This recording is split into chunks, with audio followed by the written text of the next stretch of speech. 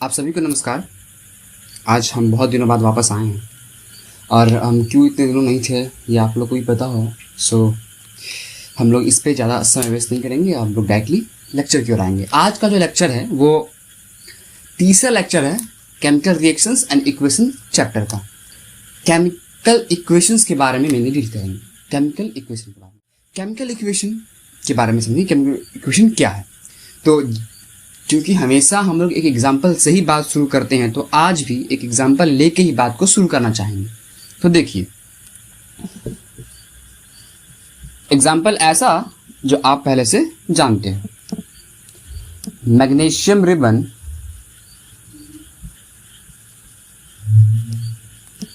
इसको किया गया बर्न, इसको बर्न किया गया और बर्न करने के बाद आपको मिला मैग्नीशियम ऑक्साइड। ये एक केमिकल रिएक्शन है, इसलिए आपको इस प्रोसेस के बारे में पता है। एनसीईआरटी में एग्जाम्पल भी दिया गया है, एक्टिविटी भी है और मैंने बताया भी है। तो ये सब, अब ये जो रिएक्शन हमने लिखा, ये जो रिएक्शन हमने देखा, एक्चुअली केमिकल रिएक्शन जो हमने देखा, इस रिएक्शन के दौरान अब इस रिएक्शन को हमें सबको पढ़ाना है, सबको लिखवाना है और हमारे आने वाली पीढ़ियां भी इस रिएक्शन को पढ़ते रहे, ऐसा कुछ हमें चाहिए सिस्टम। तो मुझे क्या करना पड़ेगा, यानी कि हमको कॉपी पे रखना है, इसको लिख के किताब में रखना है इसको हमेशा के लिए। तो अब इसके लिए मैं अब मैग्नीशियम रिबन का फोटो बना के क्या हम किताब में छाप दे कि मैग्नीशियम रिबन को जला रहे हैं और आपको मैग्नीशियम ऑक्साइड बना, या हम ऐसा कर दे magnesium plus oxygen makes magnesium oxide, क्या हम ऐसे लिख दे? अगर ऐसे लिखते चले गए बाय द वे, तो ऐसे फिर आगे बहुत सारे रिएक्शंस आने वाले हैं जिसमें कि बहुत लंबा रिएक्टेंट्स, बहुत सारे प्रोडक्ट बनेंगे। तो वहां पे हर ऐसे को याद रख पाना, इजी वे में लिख पाना, किताब में अच्छे से लिख पाना, ये थोड़ा सा मुश्किल हो सकता है। तो अब साइंस ही तो पढ़ रहे हैं, तो हर चीज को सिंप्लीफाई करना हमारा काम है। याद कीजिए इलेक्ट्रिकल सर्किट का टॉपिक, चैप्टर 12 इलेक्ट्रिसिटी। वहां पे भी हमें एक प्रॉब्लम आया था। इलेक्ट्रिकल सर्किट के दौरान प्रॉब्लम क्या आया था, देखिएगा, सुनिएगा। हमारे घरों में तार था, बल्ब था, स्विचेस थे, हर एक चीज था। अब उस चीज को वापस किताब पे, कॉपी पे उतारना है, लिखना है। तो क्या हम बार बार बल्ब का फिगर बनाते, बार बार स्विच का फिगर बनाते, क्या घर का फिगर बना देते? ये सब एक पेचीदा काम था। तो उसके लिए भी क्या हमने एक उपाय ढूंढना था वहां पे। तो उपाय था आपका क्या, कि आप हर, जैसे बल्ब है तो बल्ब का एक सिंबल बना दो, है ना। आपका जो ये स्विच है, स्विच का एक सिंबल बना दो और उस बल्ब के जगह पे उस सिंबल को यूज करो और शॉर्ट में सारा काम हो जाता। और ये काम हमने किया भी है वहां।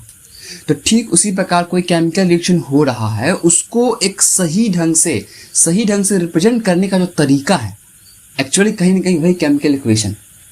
तो अब जरा डिफरेंशियल पॉइंट ऑफ व्यू से बात करते हैं कि केमिकल इक्वेशन है क्या। तो केमिकल इक्वेशन ठीक इलेक्ट्रिकल सर्किट, इलेक्ट्रिकल सिंबल की तरह एक तरह का रिप्रेजेंटेशन है। याद कीजिए इलेक्ट्रिकल सिंबल्स या इलेक्ट्रिकल सर्किट था, वो भी क्या था, एक स्कीमेटिक डायग्राम, एक स्कीमेटिक रिप्रेजेंटेशन था।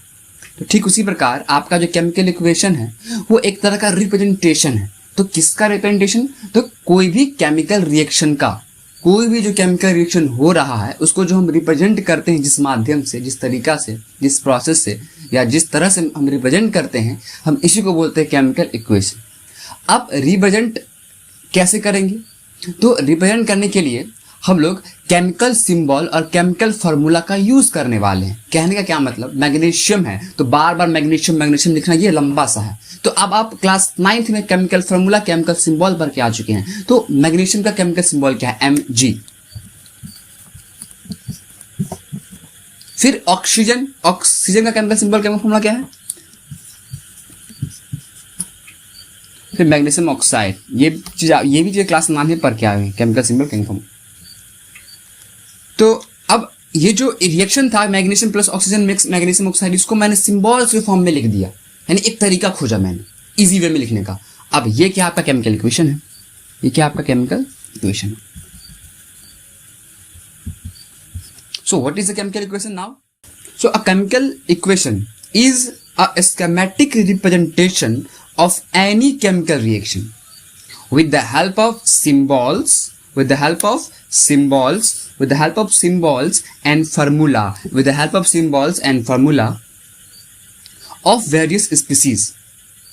यानी कि ये एक स्पीसीज है ना भाई, एक मैग्नीशियम मेटल है, ऑक्सीजन गैस है, मैग्नीशियम ऑक्साइड आपका एक पाउडर है, एक कंपाउंड है। तो ये सब डिफरेंट स्पीसीज है, और इस सारे स्पीसीज को अगर आप सिंबल और केमिकल फॉर्मूला के माध्यम से रिप्रेजेंट करते हैं तो हम इसे क्या बोलते हैं, केमिकल इक्वेशन। लेकिन आप चलिए यहाँ तक की बात हो गई, अब जरा आगे देखते हैं। तो आप इन शॉर्ट में अगर कहना चाहे तो ये तो एक लंबा डेफिनेशन है जो कि आपको नोट से मिल जाएगा, आप याद कर भी लेंगे। अगर एक शॉर्ट में डेफिनेशन बोलना हो तो हम कह सकते हैं a short hand method for the representation of a chemical reaction is called a chemical equation. Okay, यानी केमिकल इक्वेशन में थोड़ी सी जानकारी हमें मिली। अच्छा, क्या हम इसे एक केमिकल इक्वेशन कह सकते हैं? देखिए जरा गौर से,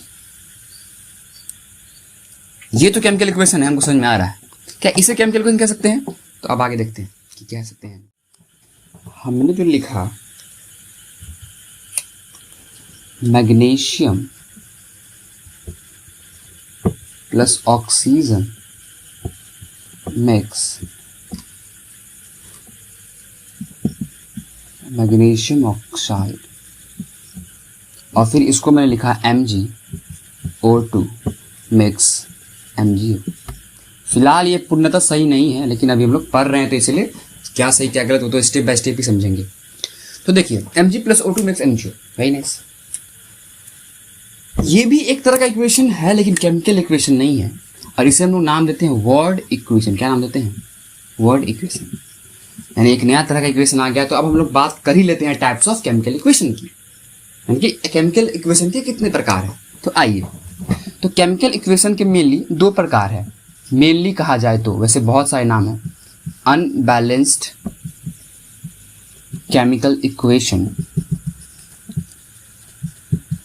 and balanced chemical equation. Fine, यानी कि एक बैलेंस केमिकल इक्वेशन, दूसरा अनबैलेंस केमिकल इक्वेशन। समझेंगे हर एक बात को। आपने जो रिएक्शन को वर्ड के फॉर्म में लिख दिया, सिंपली जो रिएक्शन हुआ उसको वर्ड के फॉर्म में लिख दिया, that is a word equation. You can not say that this is a chemical equation, you can't say, या but this is a type of equation, so we will say it a word equation. अब जब word equation को आप सीधा आप उसको तब्दील कर देते हैं सिंबल्स, केमिकल सिंबल्स या केमिकल फॉर्मूले के टर्म में, हम अब उसे एक केमिकल इक्वेशन कहेंगे। ठीक, यानी केमिकल इक्वेशन की शुरुआत कहीं ना कहीं वर्ड इक्वेशन को कन्वर्ट करके लाना है आपको उस स्पीसीज के केमिकल सिंबल और केमिकल फॉर्मूला के टर्म में, तब जाके हम उसे एक केमिकल रिएक्शन कहेंगे। चलिए, सॉरी, केमिकल इक्वेशन कहेंगे। अब जब केमिकल इक्वेशन आ गया तो एक कोई भी अगर बहुत सारे केमिकल इक्वेशन होंगे भाई, बहुत सारे केमिकल इक्वेशन हो सकते हैं। उस सारे केमिकल इक्वेशन को आप दो कैटेगरी में बांट सकते हैं, एक अनबैलेंस्ड केमिकल इक्वेशन, दूसरा बैलेंस्ड केमिकल इक्वेशन। चलिए अब अनबैलेंस और बैलेंस को समझते हैं फटाक से। तो आप अनबैलेंस और बैलेंस दोनों नाम आप मन में याद रखिए। चलिए हम लोग समझेंगे अनबैलेंस और बैलेंस की बात। क्लास 9 का लॉ ऑफ कंजर्वेशन ऑफ मास अगर आपको याद होगा तो वो कहता है कि अगर जितने मास रिएक्टेंट्स के हैं उतने मास किसके होंगे? प्रोडक्ट के। हाँ, और ये फॉलो होना चाहिए चाहे कोई भी रिएक्शन हो। फिलहाल ये आगे जाके गलत बहुत कुछ बात होगी, लेकिन हम लोग केमिकल रिएक्शन की बात कर रहे हैं। तो केमिकल रिएक्शन की बात कर रहे हैं अगर, तो केमिकल रिएक्शन में आपको mass of reactant must have to be equal to mass of product according to law of conservation of mass. Now Mg इधर कितना है? 1। O कितना है? 2। O2 है ना। Mg कितना है? इधर 1 है प्रोडक्ट में, और O कितना है? 1 है। ये है बात प्रोडक्ट की और ये है बात रिएक्टेंट की। चलिए बहुत सुंदर, अब आगे देखते हैं।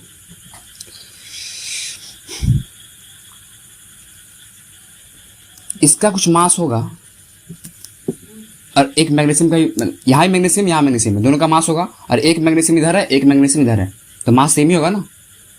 अच्छा, यहाँ 2O है तो आपको पता है कि 32U होता है एटॉमिक मास।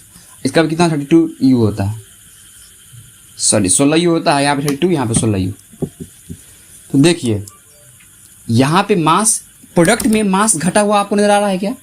ये दोनों सेम ही मास का है। यहाँ पे 2 ऑक्सीजन, यहाँ पे 1 ऑक्सीजन है, तो क्या मास नहीं घटेगा? मास घटा हुआ यहाँ पे, यानी यहाँ पे आपको law of conservation of mass valid नहीं हो रहा। लेकिन ये केमिकल इक्वेशन है, ये केमिकल इक्वेशन है, लेकिन यहाँ पे law of conservation of mass valid नहीं हो रहा। यानी यहाँ पे आपको कुछ बैलेंस नहीं है, मास बैलेंस नहीं है, या यूँ कहें कि atoms, number of atoms balance नहीं है।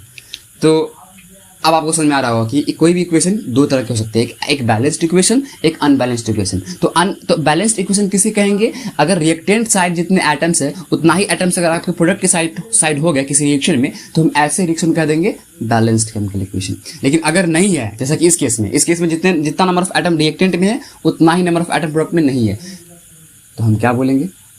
ये रिएक्शन क्या है? अनबैलेंस है। तो what is the unbalance chemical equation?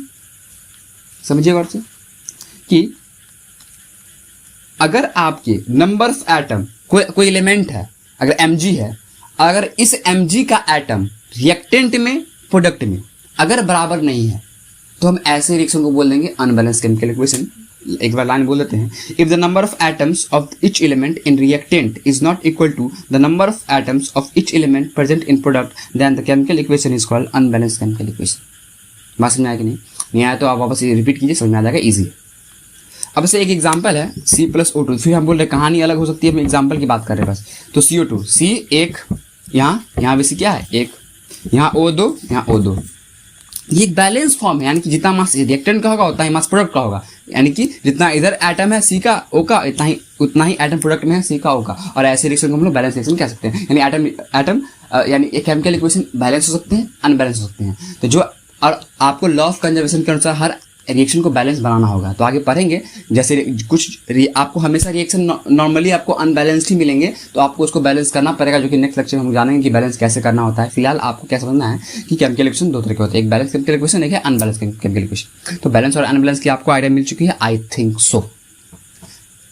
तो अगर एक बार बैलेंस का भी डेफिनेशन बोल दें हम लोग, बैलेंस केमिकल इक्वेशन का, तो क्या होगा कि a balance chemical equation has number of atoms of each element equal on both side, that is reactant side and product side. एक एग्जांपल ये अनबैलेंस का, एक ये बैलेंस का। तो आप इसको बैलेंस नहीं करना, ये बैलेंस है, लेकिन इसको बैलेंस करना पड़ेगा, जो कि आगे सीखेंगे। और केमिकल इक्वेशन हमेशा बैलेंस्ड ही होगा, लेकिन दो तरह के पाए गए, इसलिए हम दोनों को डिफाइन कर दिया। अब चलते हैं एक वर्ड इक्वेशन जो है ये क्या है, और एक और इक्वेशन की बात करते हैं। एक इक्वेशन आपका, चलिए अब अनबैलेंस्ड इक्वेशन को ये बोलते हैं स्केलेटल इक्वेशन। क्या बोलते हैं? स्केलेटल इक्वेशन या बेसिक स्केलेटल इक्वेशन। कहने का मतलब क्या?